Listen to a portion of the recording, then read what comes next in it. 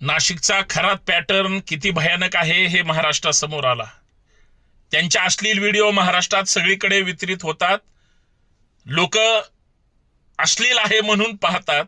खरं तर लोकांना एक गोष्ट कळत नाही की महाराष्ट्रामध्ये प्रत्येक घरातल्या बायका ह्या अशा भोंदूगिरीच्या किंवा बुवाबाजीच्या नादी लागलेल्या आहेत.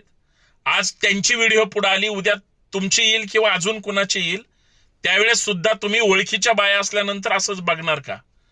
मला वाईट ह्या गोष्टीचं वाटतं की हलकट वृत्तीची माणसं ज्यावेळेस या भोंदूगिरीला पाठीशी घालतात, लैंगिक शोषण करणारे स्वतः सुद्धा लैंगिक या सगळ्या टोळीचे शिकार झालेले असतात. आणि एक बाई तिथं जाऊन बळी पडली तर दुसऱ्या बाईला भरीवर घालते, तिसऱ्या बाईला तिथं घेऊन जाते. आणि बऱ्याच बायका आता केसरकर, चाकणकर ही नावं पुढे येत आहेत. ही सगळी त्यांची लाभार्थी आहेत.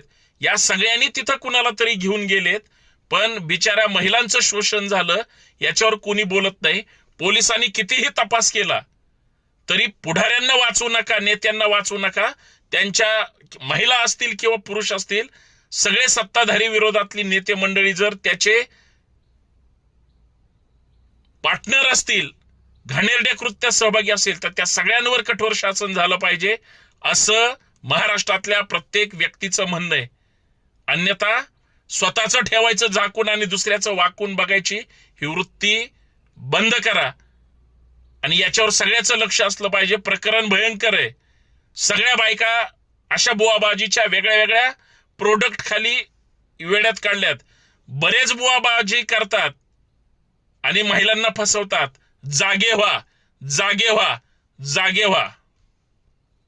जय शिवराय.